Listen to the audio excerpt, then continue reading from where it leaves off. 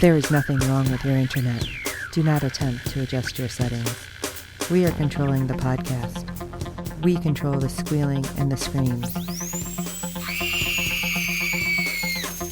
We can make your heart flutter, your eyes blur from tears, or sharpen your mind to crystal clarity.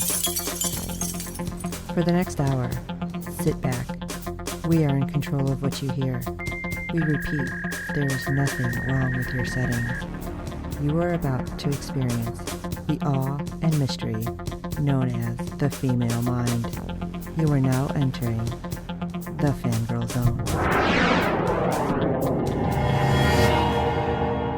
Rarely going where no one has gone before. Welcome to the Captain's Chair, a Star Trek Lower Decks podcast on the Fangirl Zone. I'm Chief Engineer Steve, and joining me on this mission into the unknown is... Sean Fangirl S. beaming in again. And I'm Red Shirt Dave, and today we'll be discussing Episode 9 of Star Trek Lower Decks. Dun, dun, dun. Yeah, Crisis Point. I think I had myself in a crisis point. A short squib for the episode is Mariner repurposes Boimler's holodeck program to cast herself as the villain in a Lower Deck style movie. Wow, I guess she did. Yeah, that was a little over the top. Yeah, even I had discussed before that they're willing to go dark. And they tried to wrap it up in the end, make it look like, hey, man, later, skater, and all this stuff. It didn't work for me. I don't think they rebuilt it enough. They spent too much time with her being pretty much pathologically psychotic and murderous. She needs to go back to therapy. I don't know. Get that over like that. Okay, yeah, I get it. It's just a cartoon show, but wow, she's dark. That all was located in her psyche? Yikes. Yeah. She's going to stab her mother. That was insane when they were running through the whole thing. And to be honest, the little twist that we got with her fighting herself. Yeah. I was like, wait, is she actually not the villain? And she is portraying herself as the hero all of a sudden? I was really starting to question. I'm like, wait, hold on a second. Which one was she actually for just a second? Yeah. Well, apparently that was part of Boimler's program and not part of hers. So she's still dark to me. Yeah. Well, like I said, it took a minute for me to really process that. But it's a good thing Boimler had some insight. He programmed a really good program. That's what it was. The good Mariner. It's a good thing because I think Dark Mariner was going to go all the way and stab her mother if it wasn't for Boimler's program. That may have really pushed her over the edge to a place where we wouldn't expect a show like this to go. Exactly. Yeah.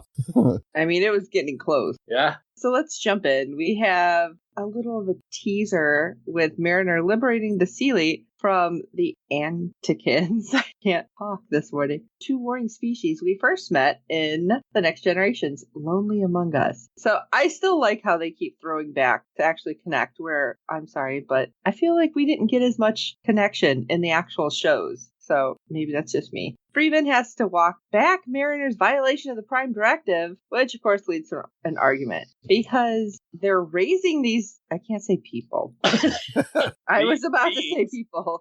Yes, they were raising these beings to be food and they were almost kind of sort of okay with it. We are tasty. Yeah.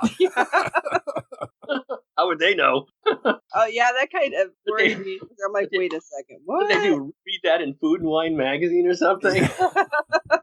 I mean, Mariner, much like myself, doesn't think the Seeley should be the food. And like I said, I think she's right. Yeah, she's right. I mean, sentient food. They're sentient, but they're not smart enough to argue for their own survival.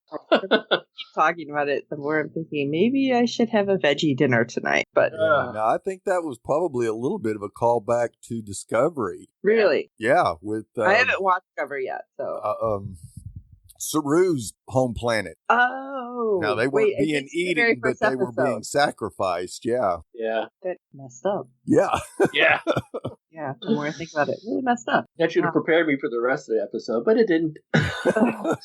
Of course, Freeman can't abide by interfering in a sovereign world's politics. Wow, not exactly Kurt or Picard there, but whatever. When Captain Freeman reprimands Mariner, she says things no daughter has ever said to her mother without serious consequences. Yeah. Actually, the more I think about it, I'm like, she could have went further with that. But hey, that's just me. Yeah.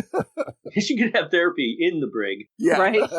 Well, of course, repercussions are severe. And, when we get back to the Cerritos, to the brig. No, to therapy. And it was like that evil sound. Like you half expect a like behind it. And Freeman is like, wait, therapy. And Beckett was like, hold on. What? Oh, wait, not Beckett. Yeah. I'm like saying the wrong name. It's really early, guys. I prefer to call her Mariner, really. I like that. It throws me off. Sorry. It's like 2 last names right now. Of course, she's super ticked and she has to be taken away. And, this should stop things, right? Oh, yeah, we'll see how well that works. Yeah. But Freeman comes back with a very tricky solution. Will you stop eating them if we give you food replicators? Yeah. Well, I don't know. Do they produce food pellets? Yeah. Wow.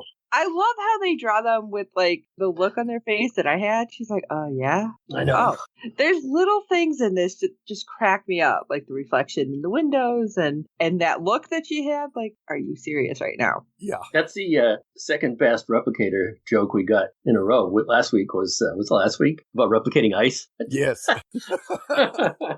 Nutrient pellets. I mean, come on. It's like, I just like, God, stupid. Was this prevented from replicating the lizard people? Right.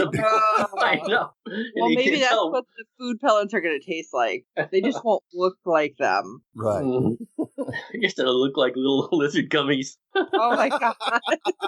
This is really going in a whole weird way for me. Back at the Cerrito, Mariner reports to a new member of the Cerritos, Counselor McLevo, who is a bird-like alien that might be from Score from the animated episode The Jihad, who constantly uses food metaphors.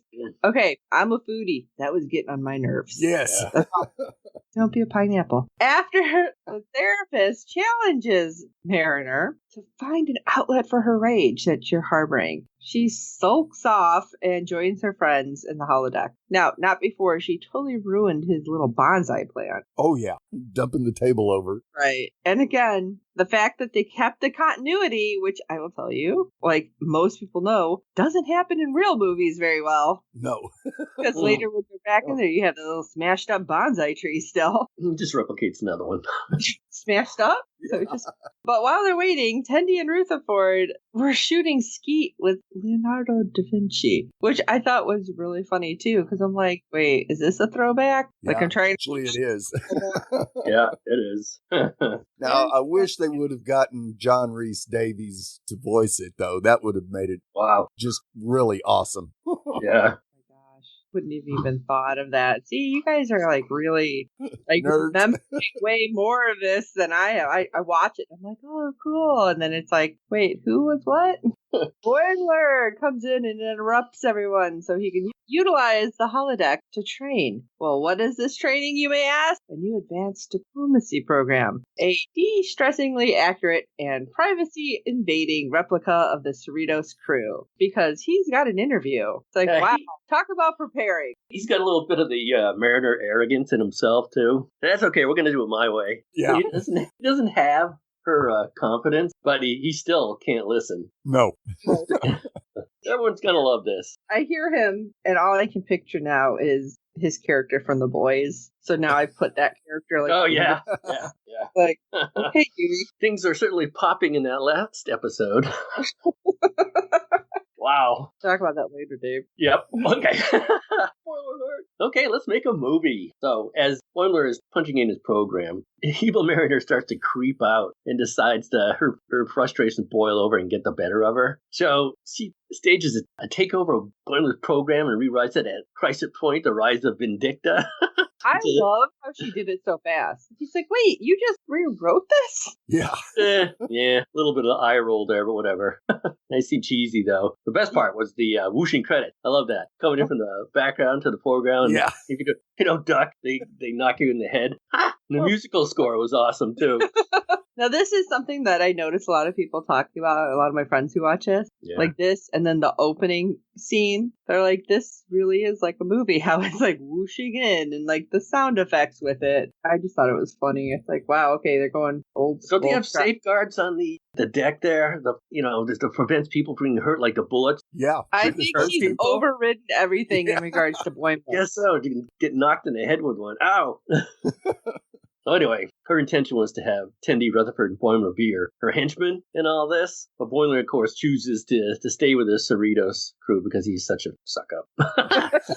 And in Mariner's movie, the newly refitted Cerritos is sent on a mission to find a vessel masquerading as a Starfleet ship. And it's complete with a long minute flyover the Cerritos with Billups breaking down. Now, we've all seen that before. That's what everybody was talking about. That and the lens flares that kept happening in this moment. I called it starship porn when they all got the gaze.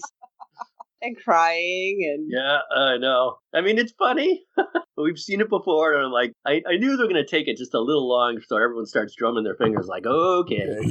It was very Family Guy in that, where you have that moment that that goes on just forever. But I thought it was funny that they actually, like, animated lens flares. Yeah.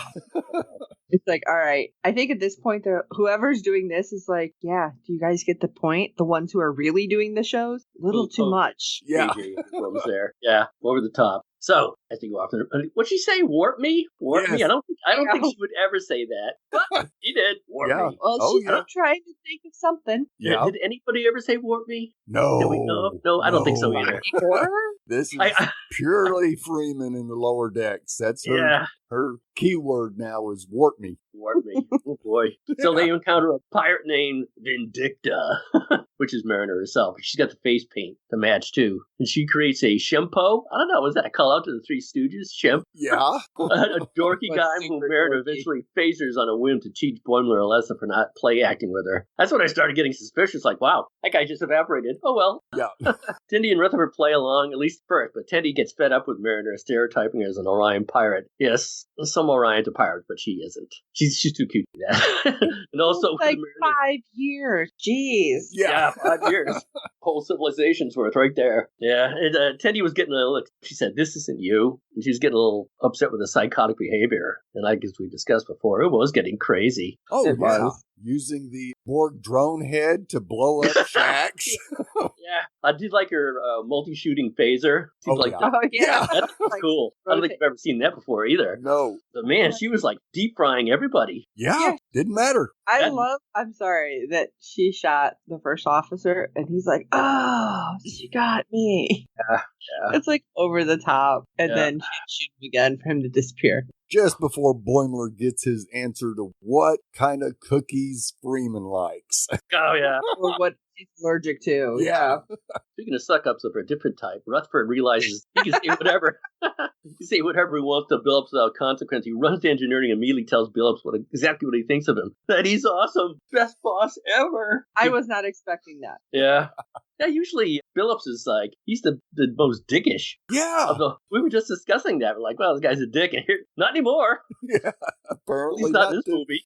Not to Rutherford, at least. Oh, man. The rest of the episode has Rutherford and the Hollow Billups, good one, bonding or helping save the ship when it crashes, too.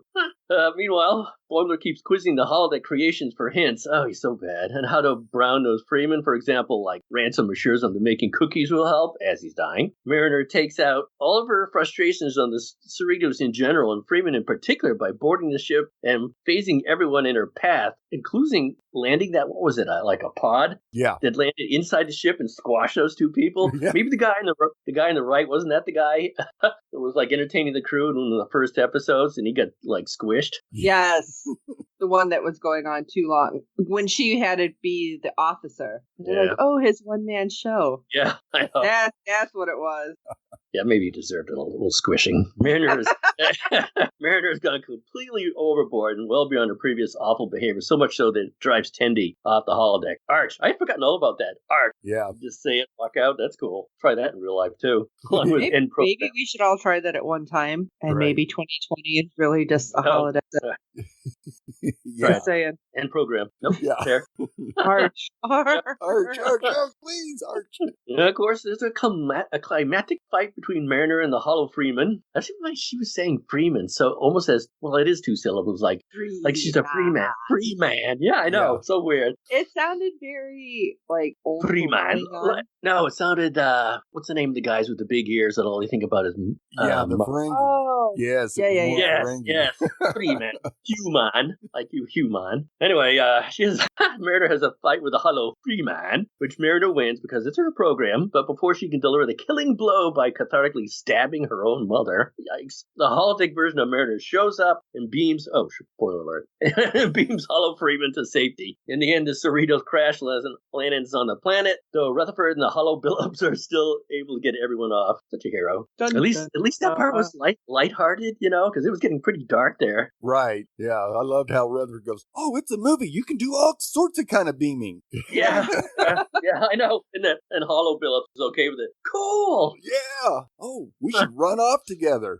Get our own ship. I Whoa, thought that was getting a little homoerotic there. Yeah, just a little. One more step and we're like, here we go. They didn't go that far with those two. Anyway, Mariner and Hollow Mariner fight to a standoff, or Good Mariner. You know each other's moves. I do love the kicks. Yes. The kicks are hilarious. But Hollow Mariner has a psychological advantage because she brings up her self-destructive tendency and her self-sabotage and how she actually likes it on the Cerrito but keeps screwing it up. And that Freeman isn't trying to screw with her, that the captain's looking out for her daughter. Hello.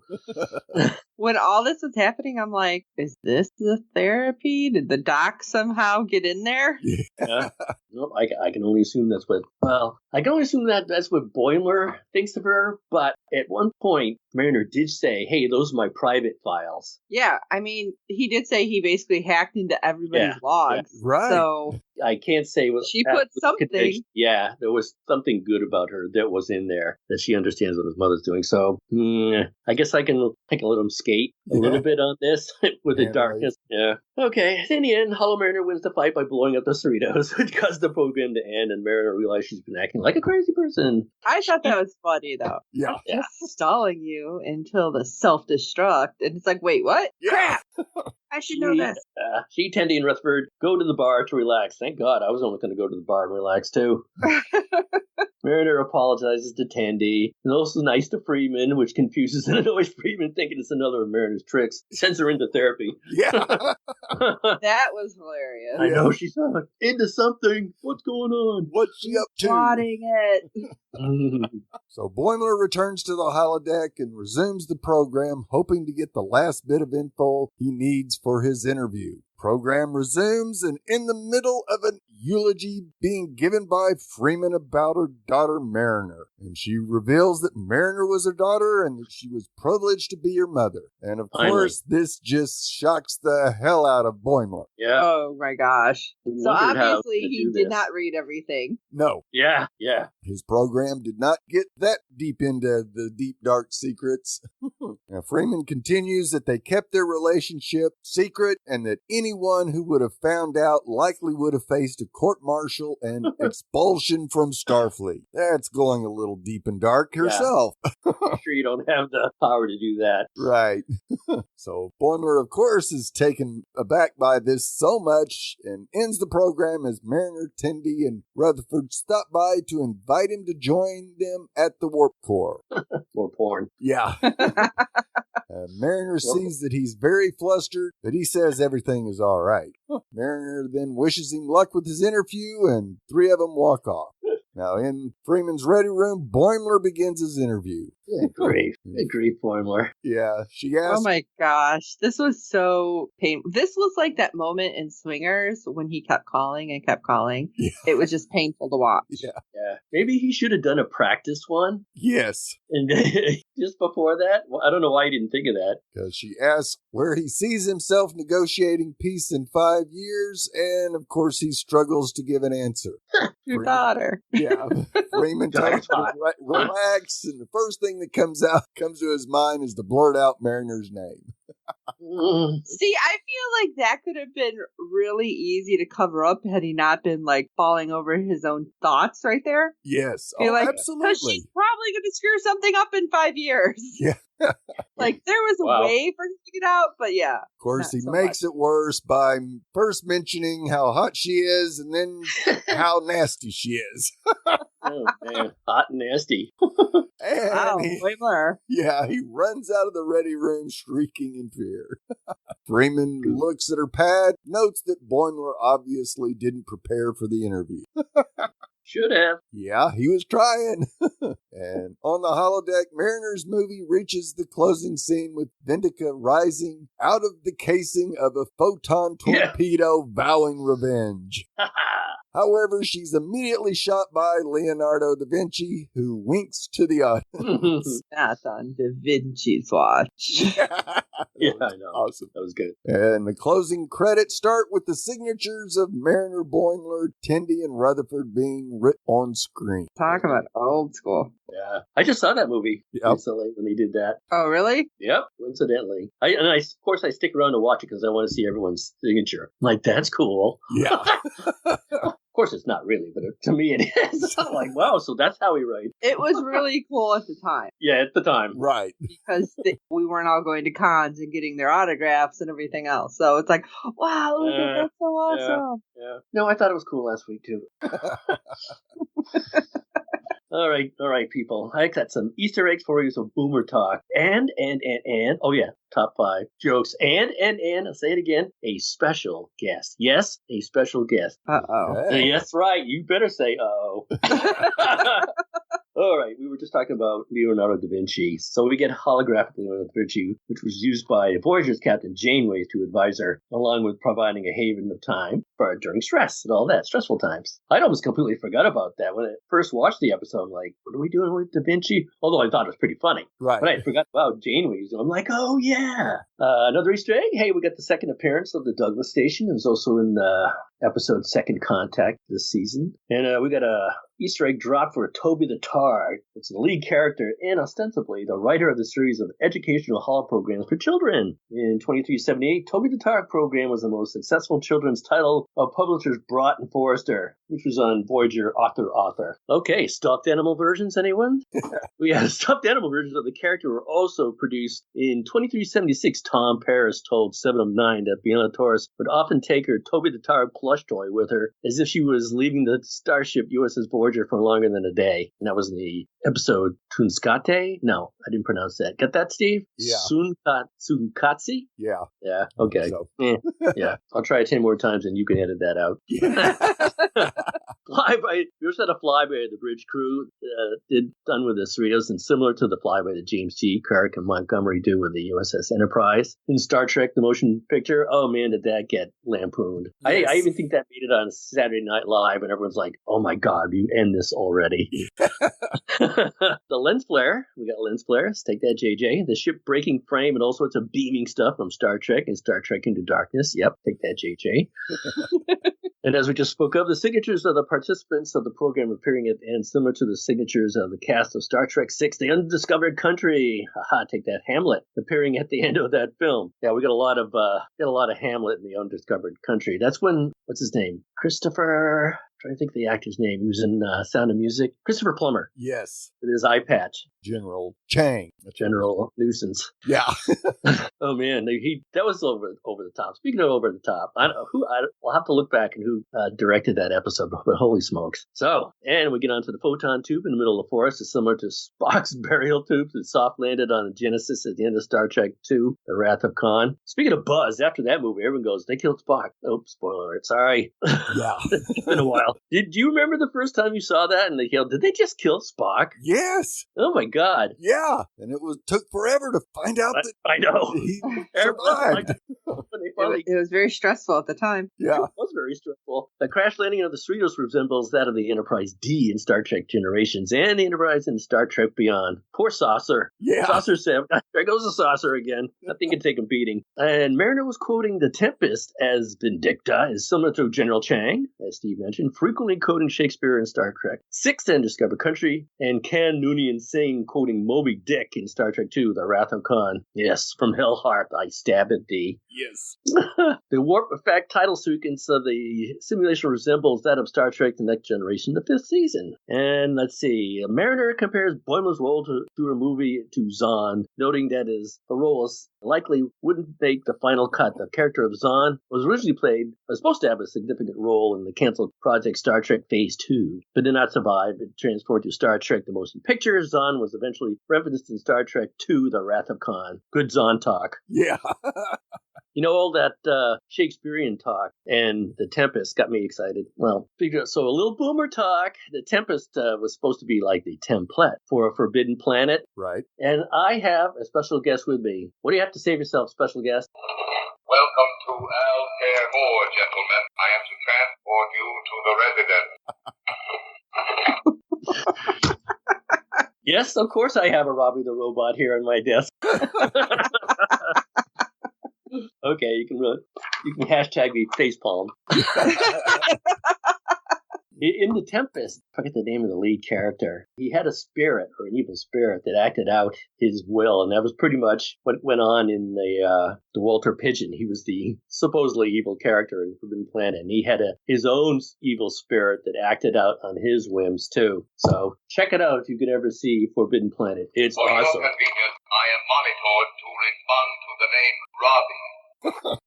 That's pretty much the limit of his vocabulary, too. So, who wants to get into jokes? Oh, I can't wait to hear I'm what scared. you got this week.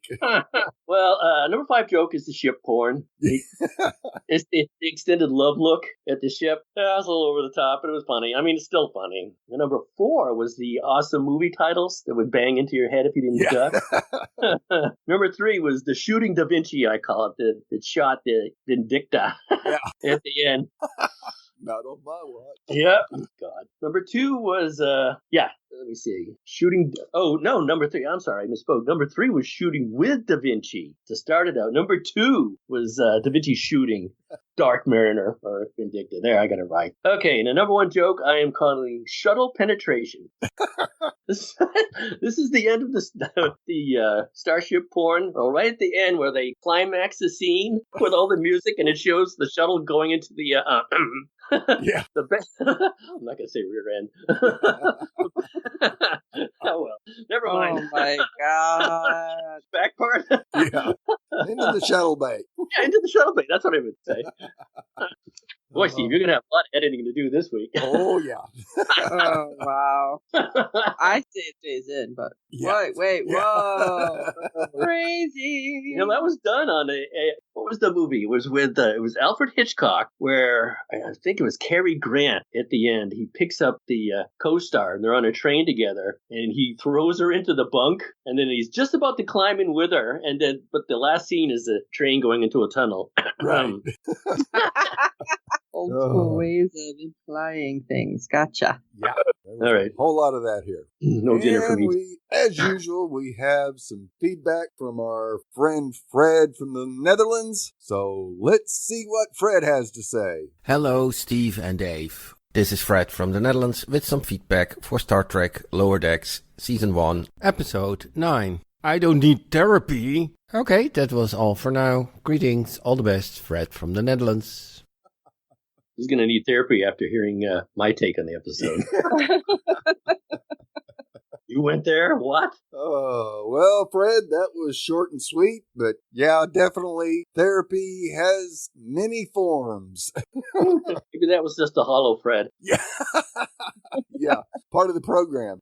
Yeah. Oh, Fred. Yes, I think there might be a lot of therapy needed after this, even reluctantly. Yeah, I guess I'm going back myself. Yeah. Apparently I have some issues unresolved.